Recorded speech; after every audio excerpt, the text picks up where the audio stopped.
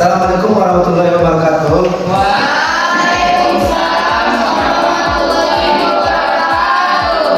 Selamat pagi semuanya. Baik, Pak. Bagaimana kabarnya? Baik, Pak. Sudah pada sarapan kan? Jadi hari ini kita akan membahas materi kita yang selanjutnya, yaitu mengenai sel. Coba, siapa yang tahu apa itu pengertian sel? Ya silakan Bapak. Apa? Coba diulang. Bagian terkecil dari makhluk hidup. Oke, yang lain ada? Ada yang lain? Sel lain yang dijawab oleh si Chelsea. Oke, jadi sel itu adalah, bisa dilihat di sini. Sel merupakan, ya silakan dibaca.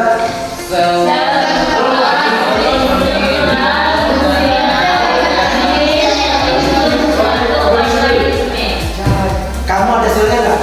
Ada, Pak. Kamu ada selnya? Yakin?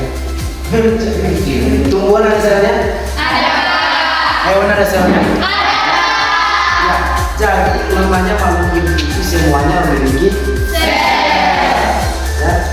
Kita sebagai manusia, penyusun terkecil dari tubuh kita adalah Sel. ya, sel. Jadi tubuh kita ini disusun oleh banyak Sel. Coba sel yang terdapat di dalam tubuhmu apa aja contohnya?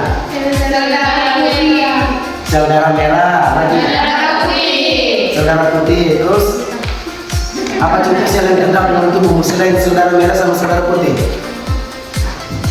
Ayo. Apa? Kan banyak. Apa? Sel telur. Apa lagi? Iya, kenal. Sel hati. Sel pankreas. Oke, untuk lebih jelasnya di sini ada contoh. Nih, lihat. Yang pertama apa ini? Stem cell. Oke, say what I say. Stem cell. Apa artinya? Ada yang tahu stem cell? Stem cell itu adalah sel dasar yang terdapat di dalam tubuh kita. Artinya sel yang belum terdiferensiasi, ya, sel yang belum berkembang menjadi sel-sel yang lain. Itu namanya stem cell atau yang disebut dengan sel punca. Jadi sel punca ini terdapat di dalam tubuh kita, ya, terdapat dalam tubuh kita. Nanti sel punca inilah yang akan berkembang menjadi sel darah, menjadi sel lemak, sel tulang, sel saraf, dan yang lain-lain.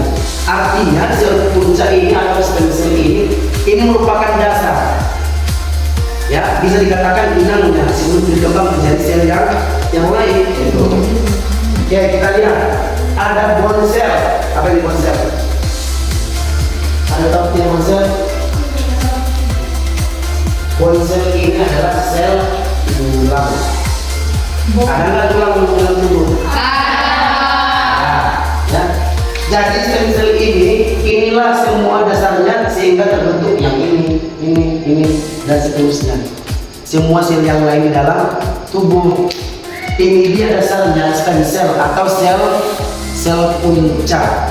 Sel punca inilah yang akan berkembang menjadi sel-sel yang lain. Misal ada bone cell.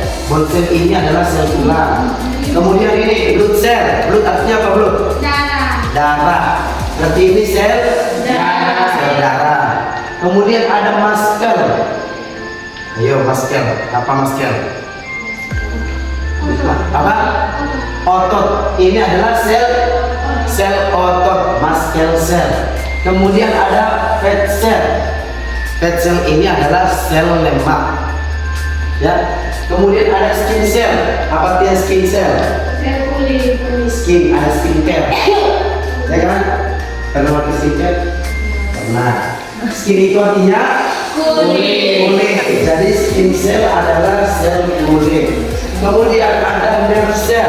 Nerve cell ini adalah sel saraf, ya. Sel saraf yang merupakan menjadi saraf pusat yang ada di dalam tubuh kita. yang menerima rangsangan yang datang baik dari luar tubuh maupun dari dalam tubuh. Dia diantarkan ke sel saraf dulu, baru dari sel saraf akan mengirimkan perintah.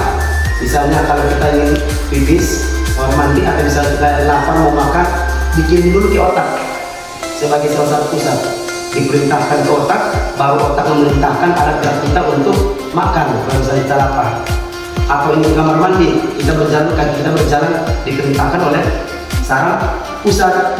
Ya, jadi semua rangsangan dikirim dulu ke saraf pusat, baru saraf pusat nanti memerintahkan organ-organ atau alat-alat tubuh kita untuk mengerjakan apa yang diperintahkan oleh otak kita atau sel saraf pusat. Nah, itu. Ini apa tadi yang sel? Sel saraf. Berikutnya ada sel endotelium. Ya. Berikutnya ada sex cell. Apa sex cell? Sex. Apa sex cell? Kalau di dalam biologi, pengertian seks di dalam biologi apa? Seks itu sel kelamin. Ada sel kelamin jantan, ada sel kelamin betina. Kalau kita di manusia ada sel kelamin pria dan sel kelamin wanita. Kalau pria apa sel kelaminnya?